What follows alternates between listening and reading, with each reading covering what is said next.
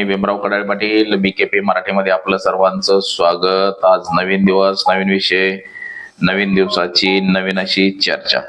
आज चर्चा घेऊन आलोय म्हणजे बघा, भारतीय जनता पक्षाला आता गाशा गुंडाळावा लागतोय काय की, म्हणजे जनतेचा उद्रेक पाहता, देशाची जी परिस्थिती पाहता, सध्या अमेरिकेचं भारतावरचं आक्रमण, चीनचं आक्रमण, बांगलादेशनं आपलं जे बोट होतं महत्वाचं ते अमेरिकेला चीनला विकासासाठी दिलेलं आहे।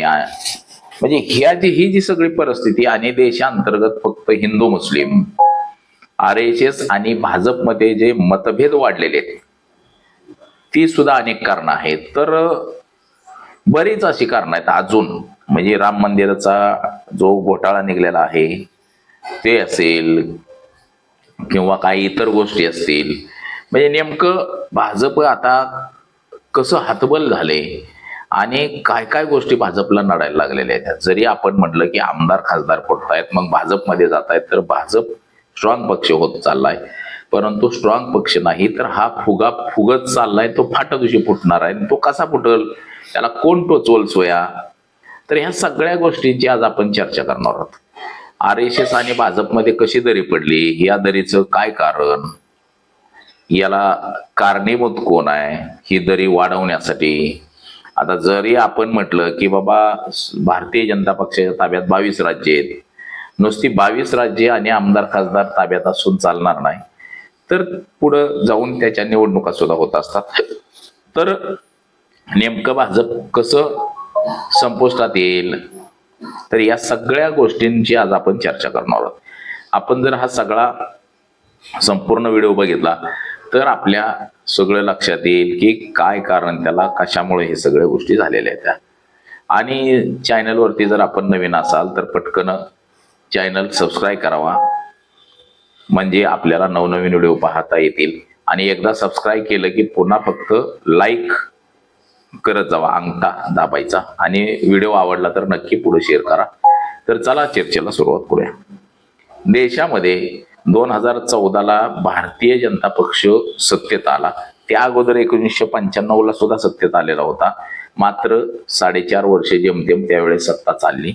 अटल बिहारी वाजपेयी यांनी चांगलं सरकार चालवलं, तो उत्तम प्रशासक म्हणून अटल बिहारी वाजपेयी यांची नोंद झाली। लालकृष्ण अडवाणी यांनी सुद्धा उत्तम गृहमंत्रीपद त्या टायमात सुद्धा भूषवलं होतं, म्हणजे विरोधकावरती आकसापोटी कारवाई केल्या नाही तर देश हिताचे निर्णय घेतले, देशाच्या विरोधामध्ये एकही निर्णय घेतलेला नव्हता। तर आजची परिस्थिती वेगळी झालेली आहे। आज फक्त माझं मंत्रिपद टिकवायचं, माझं पंतप्रधान पद टिकवायचं, माझी आमदारकी, मला खासदारकी, हितपर्यंत सगळा आज सुरू आहे। देशाचा विकास हा फक्त कागदावरती राहिलेला आहे। आता हे जे सगळ्या गोष्टी ज्या आता सुरू आहेत त्या देशामधल्या, तर ह्या बऱ्याच गौड बंगाल सगळं देशामध्ये सुरू आहे। त्यातच बघा, काल बांगलादेशचं एक, भारताच्या बॉर्डरच्या तिथं एक बोट बंदर आहे, मोठं बंदर आहे, तर ते बंदर चायनाला विकासासाठी देण्यात आले, बांगलादेशने दिलं। म्हणजे तिथं आता चीन सैन्य तळ उभं करणार, म्हणजे भारतासाठी ती धोक्याची घंटा आहे। आणि भारताला चारी बाजूनं कोंडी करण्याचा प्रयत्न चीन एकीकडे करतय, अमेरिका एकीकडे करतय। आता बघा, भारताच्या शेजारचे जे राष्ट्र आहेत, बांगलादेश, चीन, नेपाळ, श्रीलंका, हे जे सगळे, म्यानमार, हे जे सगळे देश आहेत भारता शेजारचे, हे सगळेच्या सगळे देश पाकिस्तान सहित काय अमेरिकेसोबत आहेत तर काय चायना सोबत आहेत। भारत मात्र नेमका कोणाच्या सोबत आहे हे काय कळायला तयार नाही। म्हणजे एकीकडे सांगितलं जातं की अमेरिका हा आपला मित्र आहे, बलाढ्य राष्ट्र आहे, मित्र आहे, आणि अमेरिका आपल्यावरच टॅरिफ लावतोय, आपल्यालाच धमक्या देतोय, म्हणजे हे सगळं सुरूच आहे देशभर। त्यात देशामध्ये विविध प्रकारची जी आंदोलन सुरू आहेत, विद्यार्थ्यांचं आंदोलन सुरू आहे, शेतकऱ्यांचं आंदोलन सुरू आहे, नोकरदारांचं आंदोलन सुरू आहे। देशामध्ये महागाई वाढली, बेरोजगारी वाढली, शिक्षण महागलंय, मेडिकल म्हणजे आरोग्य सुविधा महागल्यात, सगळी अशी प्रचंड महागाई प्रत्येक गोष्टीमध्ये झाली. आता आपण जर बारकाईने विचार केला तर बघा, RSS आणि भारतीय जनता पक्ष एक नातं आहे. RSS म्हणजे भाजपचा अपमान आणि भाजप म्हणजे RSS न उभं केलेलं एक संघटन, एक पक्ष जो राजकीय पटलावरती काम करतो. आता ह्यांच्यामध्येच मतभेद व्हायला सुरुवात झालेली. आता ते मतभेद कसे झालेत याच्यावरती सुद्धा आपण थोडी चर्चा करू. म्हणजे आपल्या लक्षात येईल की नेमकं भाजपची नाव कशी बुडायला लागलेली आहे आता. म्हणजे येणाऱ्या काही दिवसात आपल्याला दिसेल भाजपचा फुगा फुटलेला, भाजप सत्तेतूनच गेलेला आपल्याला दिसेल, हद्दपार झालेलं दिसेल. आणि त्याला कारणीभूत सगळे म्हणजे जो भारतीय जनता पक्ष हा हिंदूंचा पक्ष मानला जातो, हिंदूंसाठी काम करणारा पक्ष मानला जातो, तेच हिंदू भाजपची नाव डुबवून टाकतील. कारण की हिंदूंच्या विरोधातच आज भारतीय जनता पक्ष काम करतोय असं एकंदरीत आपल्याला दिसायला लागलेलं आहे. आता RSS आणि भाजपचे मतभेद कशा पद्धतीने वाढायला लागलेले आहेत ते सुद्धा मी काही आपल्याला काही ह्याच्यातून सांगतो. बघा, राम लल्ला आएंगे मंदिर वही बनाएंगे हा नारा लालकृष्ण अडवाणी, अटल बिहारी वाजपेयी यांनी त्या काळामध्ये दिला. आणि त्या काळामध्ये त्यांनी देशभर रथयात्रा काढली, रामाच्या पादुकांची रथयात्रा काढली आणि अयोध्येमध्ये रामाचं मंदिर बनवायचं असा चंग बांधला त्या काळी. त्याचं तो पूर्ण केला नरेंद्र मोदींच्या कार्यकाळामध्ये. नरेंद्र मोदींनी म्हणजे तिथं जो ट्रस्टचा जो वाद होता, केस जी होती, त्याचा निकाल झाला, निकालात निघलं ते प्रकरण आणि तिथं राम मंदिर बांधायला परवानगी दिली गेली. देशातून सगळ्या लोकांनी राम मंदिर बांधण्यासाठी दान दिले, पैसे दिले. एका भादरानं तर स्वतःची जमीन विकून 1 कोटी रुपये दिले आणि आता ते बोंबलत बसले, रडत होतं मोठ्या मोठ्याने, उगाच पैसे दिले, घोटाळा झाले होते. आता राम मंदिराला रोज 2 कोटी ते 3 कोटीचं दान रोज येतंय, 3 कोटीपर्यंत राम मंदिराला. आता राम मंदिरामध्ये बघा 15 सदस्य आहेत. आता 15 सदस्यांमध्ये RSSचे काही सदस्य आहेत आणि भारतीय जनता पक्षाचे काही लोक आहेत. बघा, भारतीय जनता पक्षाचा राष्ट्रीय अध्यक्ष हा RSS विचारधारेचा असावा म्हणून बरेच दिवस भारतीय जनता पक्षाचा अध्यक्ष नेमलेला नव्हता. म्हणजे ह्या ज्या नेमणुका ह्याच्यामध्ये सुद्धा कुरघोड्याचं राजकारण. RSSला वाटतंय की आमची लोक त्यात थोडी असावी ती RSS विचारधारेची, आणि भाजपला वाटतंय की RSSनं ह्याच्यामध्ये घुसखोरी करू नये. म्हणजे हे कोणाला वाटतंय? नरेंद्र मोदी आणि अमित शहा यांना वाटतंय की RSSनं जर ह्याच्यामध्ये घुसखोरी केली, RSS पूर्ण विचारधारेची जर काही लोक निवडून आली तर आपली सत्ता धोक्यात येईल. मग आपल्याच विचारधारेची लोक आपण असावी. ते RSSची का असाना, पण नरेंद्र मोदी आणि मोदींना मानणारी असावी ती, असं काही मत अमित शहा आणि मोदींचं आहे. तसंच राम मंदिर ट्रस्ट जे आहे, या ट्रस्टमध्ये बघा 15 सदस्य आहेत. त्यामध्ये सध्या 12 प्रमुख सदस्य आहेत. आता त्यामध्ये अध्यक्ष म्हणून महंत गोपालदास अध्यक्ष आहेत. म्हणजे मणिराम दास छावणीचे ते पीठाधीश आहेत आणि धार्मिक मार्गदर्शक म्हणून म्हटलं जातं त्यांना. आणि कोषाध्यक्ष आहेत स्वामी गोविंद देवगिरी महाराज. बघा, हे सगळा मंदिराचा हिशोब पाहता त्यांच्याकडे काम काय आहे की मंदिराला जे काही पैसे जमतात रोज, त्याचा हिशोब ठेवण्याचं काम या माणसाकडे आहे. म्हणजे हे RSSची मी तुम्हाला सांगतो. आणि इथं आता पंचायत कशी झाली भाजपची आणि भाजप आणि RSS मध्ये मतभेद कसे निर्माण झालेत ते मी तुम्हाला सांगतो. की आता हे गोविंदगिरी महाराज झाले. 3रा सदस्य आहे परासरन सिनियर ट्रस्ट आहे, कायदेशीर सल्लागार आहे. हे 92 वर्षाचे सुप्रीम कोर्टाचे ज्येष्ठ वकील आहेत हे. पुन्हा निपेंद्र मिश्रा भवन निर्माण समितीचे अध्यक्ष आहेत. म्हणजे भवन निर्माण समिती तिथलं जे बनवलंय त्याचं डिझाईन, पंतप्रधानांचे ते माजी सचिव आहेत. म्हणजे हे नरेंद्र मोदींचे आले, हे वरची RSSचे आले. आता कृष्ण मोहन हे ट्रस्टी आहेत, तिथं रिटायर अधिकारी आहेत. चोपाला च्या निधनानंतर ह्यांना 2025 मध्ये घेतलंय. आता 6वे आहेत जगद्गुरु शंकराचार्य, सरस्वती महाराज हे सदस्य आहेत.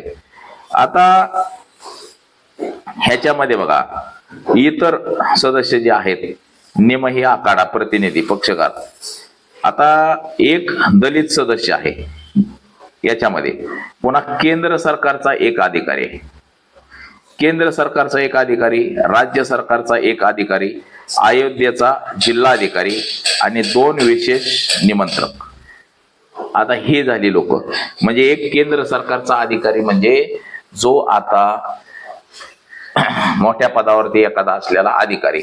तसंच आपल्या देशाचा जो निवडणूक अधिकारी आहे तो सुद्धा तिथं ट्रस्टी आहे.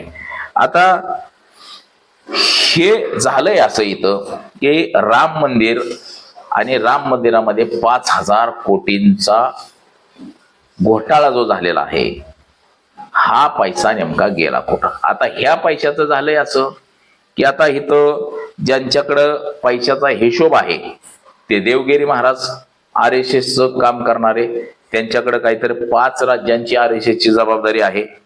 पुन्हा महासचिव जे आहेत चंपत राय हे सुद्धा कट्टर RSS वादी.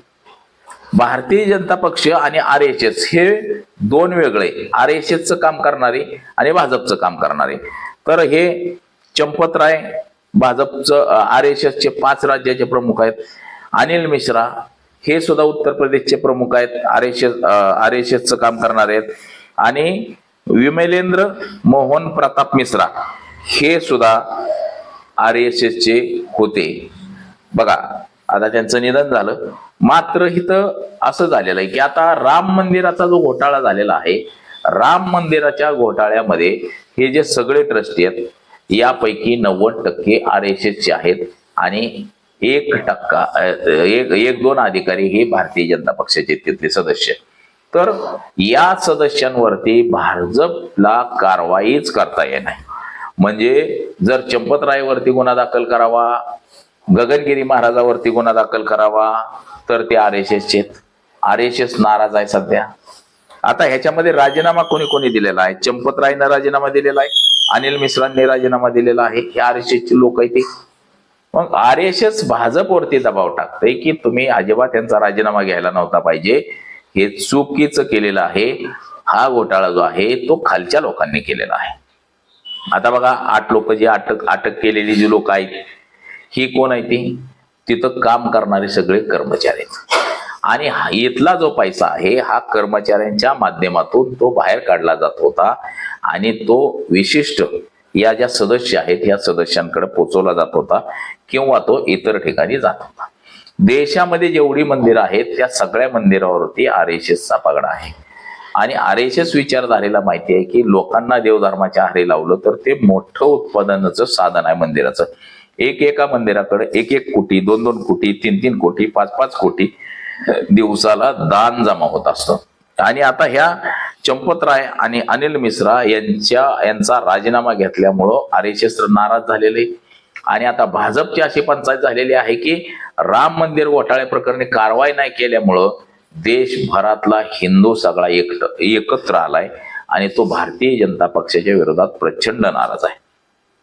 जी लोक आजपर्यंत नरेंद्र मोदींना हिंदू राष्ट्र निर्माता म्हणत होते, हिंदूंचा मसीहा म्हणत होते, तीच लोक आज नरेंद्र मोदी आणि अमित शहा यांना शिव्या घालायला लागलेले आहेत. बदनाम करून टाकले नरेंद्र मोदींना लोकांनी. का तर राम मंदिराचा पैशाचा घोटाळा केला आणि संबंधितांवरती कारवाई करत नाही. आता कारवाई करावं तर RSSची लोक आहेत, नाही कारवाई करावं तर जनता नाराज झाली. अशा गोष्टीमुळंच नरेंद्र मोदी यांचा आता म्हणजेच भारतीय जनता पक्षाचा फुगा फुटण्याच्या मार्गावरती आहे. आता हे जे राम मंदिराचं जे ट्रस्ट स्थापन केलंय हे नरेंद्र मोदींनीच केलंय. 5 फेब्रुवारी 2020 मध्ये त्यांनी निर्णय घेतला आणि स्वतंत्रपणे ते ट्रस्ट स्थापन केलेलं आहे. ह्याच्यामध्ये ते 15 जणांचे सदस्य संख्या वगैरे आहे.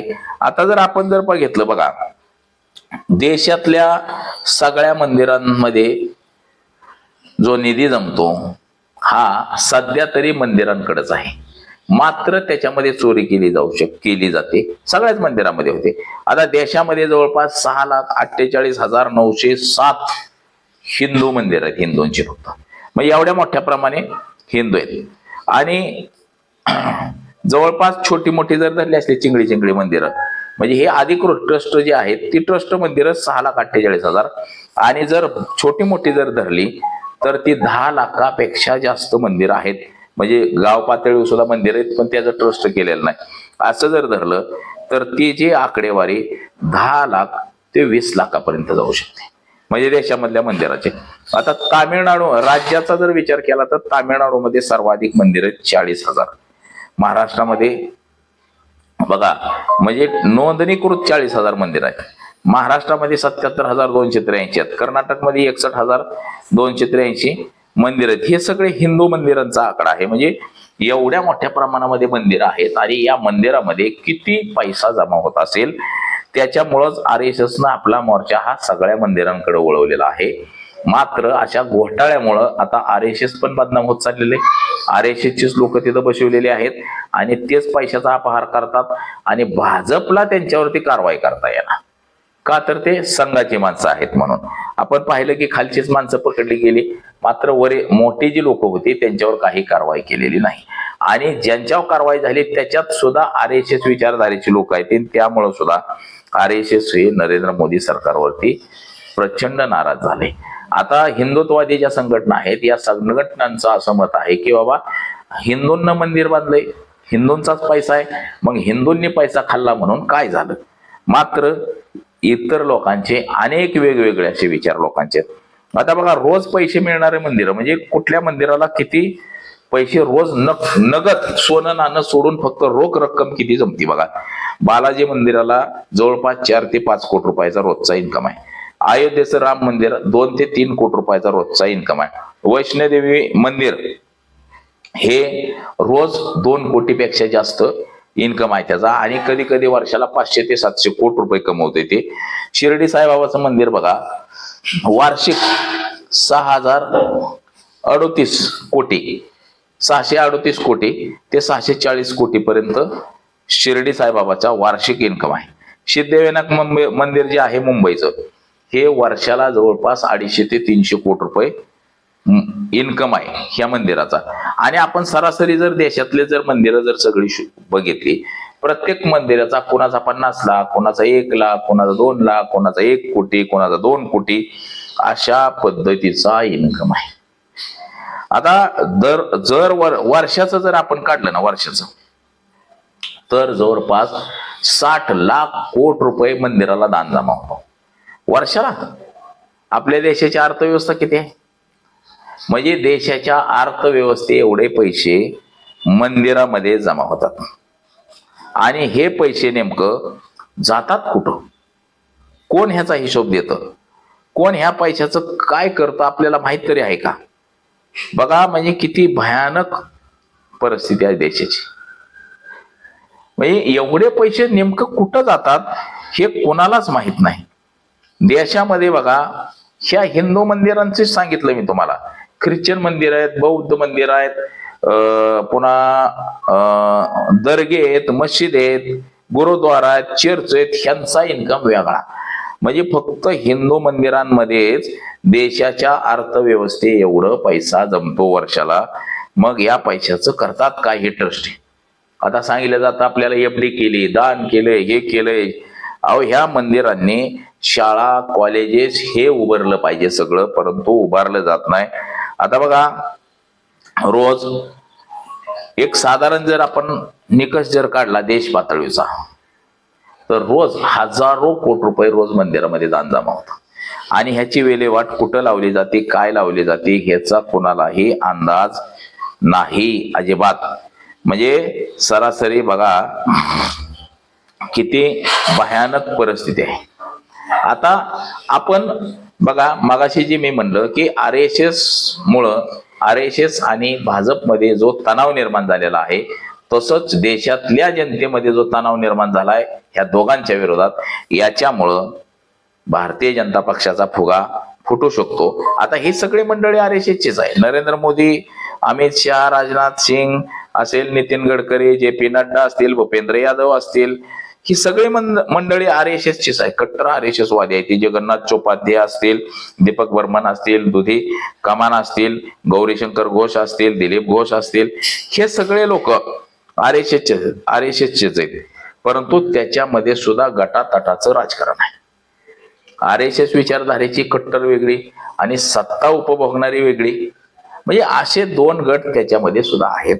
आणि तोच जो दुसरा गट आहे RSSचा, हा RSSचा जो दुसरा गट आहे हा बघा, भारतीय जनता पक्ष RSSला हस्तक्षेप करून देत नाही आणि RSS त्याच्यात हस्तक्षेप केल्याशिवाय राहत नाही.